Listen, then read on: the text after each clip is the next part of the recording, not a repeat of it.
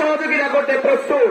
আর কারিগরি সেক্টরে যে বৈষম্য চলমান রয়েছে, কারিগরি সেক্টরে যে দুরবস্থা, আমরা চাই সরকার এই ব্যাপারে দ্রুত থেকে দ্রুত ব্যবস্থা গ্রহণ করুক, আমাদের কারিগরি শিক্ষার্থীদের পাশে দাঁড়াক, আমাদের কারিগরি শিক্ষাকে আরো উন্নত থেকে আরো উন্নততর করুক।